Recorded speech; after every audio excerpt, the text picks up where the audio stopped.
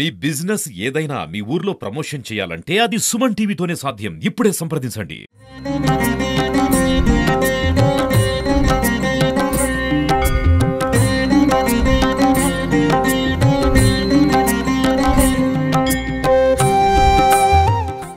Hi hello నమస్తే welcome to Suman TV. నేను మీ సుకుమారి. So present అయితే మనం ఉమ్మడి ప్రకాశం జిల్లా సింగరకొండలో వెలిసిన శ్రీ ప్రసన్న ఆంజనేయ స్వామి దేవస్థానం దగ్గర అయితే మనం ఉన్నాం.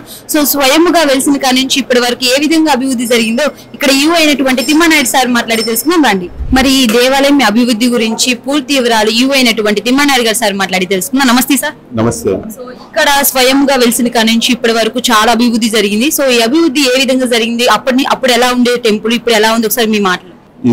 ఈ స్వామివారు 1896 సంవత్సరంలో పైన నరసింహస్వామి దేవస్థానం ప్రతిష్ట జరుగుతుండగా కింద ఒక సాధువు యోగు ఇక్కడ స్వామివారిని పూజిస్తూ కనిపించడం జరిగింది.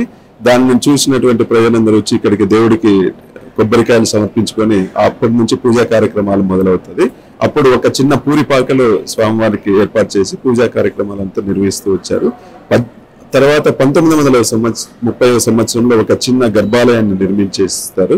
తర్వాత 1960 సంవత్సరంలో గర్భాలయం, విమాన గోపురము, మండపము ఒక నిర్మాణం చేసి అక్కడి నుంచి విపరీతమైన భక్తులు స్వామివారి దర్శించుకోవడానికి అశేషంగా రావడం జరుగుతుంది. వీటన్నిటికీ చేసినటువంటి అభివృద్ధి కార్యక్రమాలు మనకు రికార్డు పరంగా పూర్తిగా తెలియవు.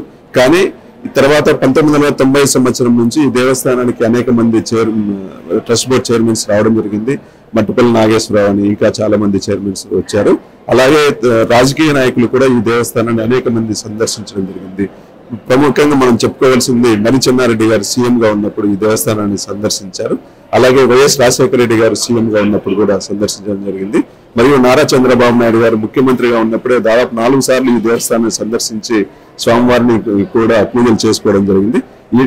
ఇలానే కాకుండా చాలా మంది సినీ ప్రముఖులు కూడా ఈ దేవస్థానానికి ఈ స్థానికంగా ఉన్నటువంటి ప్రజలు కూడా వస్తుంటారు. అలాంటి వాళ్ళు మనం చెప్పుకోవాల్సింది అశోక్ కుమార్ గారు, అనిల్ రావిపూడి గారు, గిరిబాబు గారు లాంటి చాలా మంది ప్రముఖులు ఇక్కడ ఈ దేవస్థానానికి వచ్చి పూజలు చేసుకుంటారు. ఈ మధ్య కాలంలో పుల్లెల గోపిచంద్ వచ్చి కూడా పూజా కార్యక్రమాలు నిర్వహించుకోవడం జరిగింది.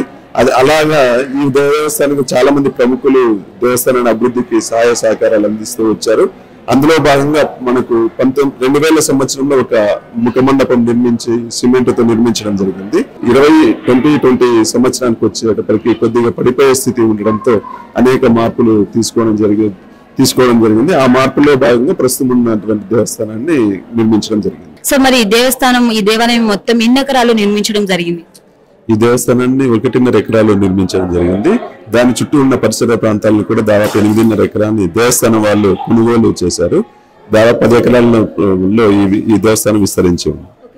ఒకప్పుడు మేము చూసినట్లయితే మాకు బయట చెప్పారనమాట. సో మొత్తం అడవిలాగా ఉండేది. సో లోపలికి వెళ్ళడానికి కూడా భయం వేసేది. సో ఒక్కసారి అంటే దర్శనం చేసుకుని ఎమ్మటే వెళ్ళిపోయే వాళ్ళని చెప్పి విన్నాము. బట్ ఇప్పుడు చూస్తే చాలా డెవలప్ అయింది. ఏ విధంగా చేశారు సార్? అంటే ఈ దేవస్థానాన్ని దృష్టిలో పెట్టుకుని అభివృద్ధి చేయాలనే ఉద్దేశంతో కొన్ని కుల సంఘాలకు కూడా స్థలాలు కేటాయించి ప్రభుత్వం వారు కుల సత్రాలను నిర్మించడం జరిగింది. దానివల్ల వచ్చే భక్తులందరికీ కూడా వసతి గృహ సదుపాయం అందుబాటులోకి వచ్చింది. నిద్ర చేయడానికి వచ్చిన వాళ్ళందరికీ అందుబాటులోకి వచ్చింది. ప్రతిరోజు అందుబాటులో ఉంటుందా సార్ ఈ దేవస్థానం? ఓపెన్ చేస్తారా?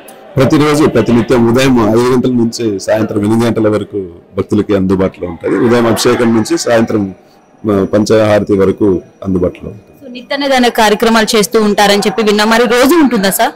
ప్రతినిత్యం అన్నదానం జరుగుతుండేది. ప్రస్తుతం 100 మంది వరకు కొట్టేవాళ్ళు. నేను ఇక్కడ బాధ్యతలు తీసుకున్న తర్వాత ఎంతమంది వచ్చినా కూడా అన్నదానం నిర్వహిస్తున్నాము. ఫస్ట్ నుంచి ఉందా సార్? ఫస్ట్ నుంచి ఉంది. ఫస్ట్ నుంచి ఉంది కాబట్టి కానీ 100 మందికి మాత్రమే అనుకున్నారు. బట్ మీరు ఎప్పుడు వచ్చారు సార్ ఇక్కడికి? నేను సెప్టెంబర్ 29 ఇక్కడ బాధ్యతలు తీసుకున్న వెంటనే ఇక్కడికి వచ్చేటువంటి ప్రతి భక్తుడికి కూడా అన్నప్రసాదం అందించాలనే ఉద్దేశంతో ఎంతమంది వచ్చినా కూడా భోజన వసతి ఏర్పాటు చేస్తాం. సార్ మేము ఎప్పుడు వస్తూ ఉంటే మీ టెంపుల్ కి బయట అంతా చూసాం. అప్పుడు అంత డెవలప్ లేదు. సో లైట్ గా ఉంది. బట్ మీరు వచ్చిన తర్వాత ఈ పునర్నిర్మాణం చేయాలని ఆలోచన ఎందుకు వచ్చింది సార్? నేను 2019 సంవత్సరంలో ఇక్కడ ఉద్యోగ బాధ్యతలు తీసుకున్న తర్వాత ఈ దేవస్థానానికి వచ్చి చూసిన వెంబడే ఇక్కడ సిమెంట్ నిర్మాణం జరిగింది.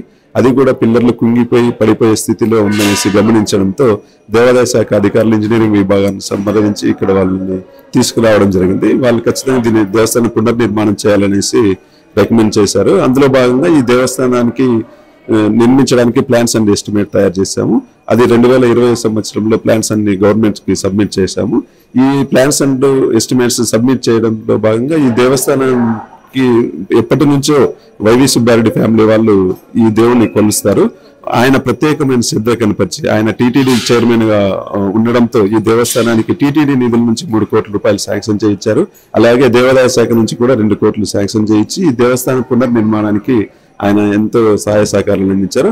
అదేవిధంగా ప్రస్తుతం ఉన్నటువంటి మన మంత్రివర్యులు గొట్టిపాటి రవికుమార్ కూడా ఈ దేవస్థానాన్ని అభివృద్ధి చేయాలనే ఉద్దేశంతో రాజగోపురాలు, ప్రాకార మండపం నిర్మించడానికి కూడా ఆయన ప్లాన్స్ అండ్ ఎస్టిమేట్ తయారు చేయించమని చెప్పారు. అలాగే ఇంకా కొద్దిమంది భక్తులు కూడా మాకు ఎంతో సహకరించడంతో ఈ దేవస్థానాన్ని పునర్నిర్మించడం జరిగింది. సో పునర్నిర్మాణం అంటే మామూలు విషయం కాదు, ఎంతో ఓపిక ఉండాలి. సో ఒక టెంపుల్ డెవలప్ చేయాలంటే కూర్చొని అసలు ఇవన్నీ చూసుకోవాలి. బట్ అంత ఓపికతో మీరు చేయడం మామూలు విషయం కాదు సార్, నిజంగా.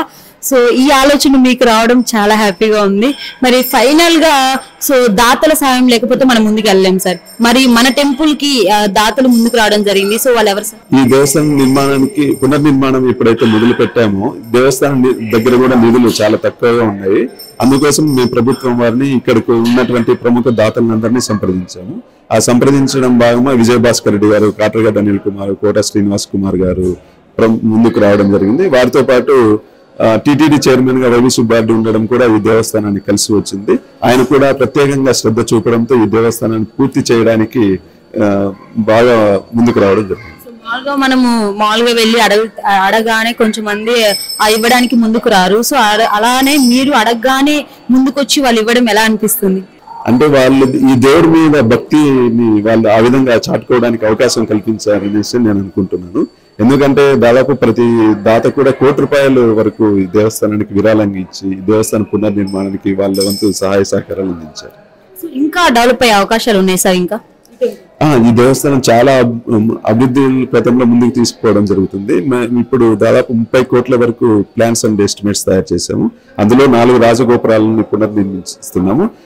ప్రధానమైన రాజగోపురం వచ్చి గొట్టిపాటి రవికుమార్ మంత్రివర్యులు నిర్మిస్తానని దేవస్థానానికి హామీ ఇవ్వడం జరిగింది. అలాగే పూర్వం నిర్మించినటువంటి రాజగోపురాలు ఎవరైతే నిర్మించారో వారిని కూడా సంప్రదించడం జరిగింది. దాంట్లో భాగంగా వైవి సుబ్బారెడ్డి గారు కూడా ఒక రాజగోపురానికి విరాళంగా ఇవ్వడానికి అంగీకరించారు. మిగతా 2 రాజగోపురాలను కూడా ఇతర దాతలను సంప్రదిస్తున్నాము. అవి కూడా ఒక 10 రోజుల్లో ఒక కొలిక్కొచ్చి మిగతా అభివృద్ధి కార్యక్రమాన్ని కూడా ఒక స్టెప్ ముందుకు పడుతుందనేసి మేము ఆశిస్తున్నాం. సో అతి తొందరలో మన సింగరకొండలో శ్రీ ప్రసన్నాంజనేయ స్వామి టెంపుల్ ని మనం తిరుపతిలో ఏ విధంగా చూస్తామో ఆ విధంగా చూస్తామంటారా సార్? ఖచ్చితంగా అండి, దాంట్లో ఎటువంటి సంశయం లేదు. ఆ విధంగానే మేము అభివృద్ధి చేయడానికి కృషి చేస్తున్నాం. సార్ నేను చూసిన ప్రకారం ఇక్కడ చూస్తున్నట్లయితే తిరుపతిలో జనాలు ఏ విధంగా వస్తారో సో ఆ విధంగా మన టెంపుల్ కి జనాలు వస్తున్నారు. ఏంటి సార్ కారణం ఏంటి?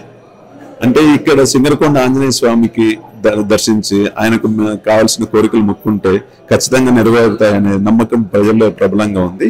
ఆ దృష్టితోనే వాళ్ళు ఇక్కడికి వచ్చి దేవునికి వాళ్ళ కోరికలు చెప్పుకుంటుంటారు.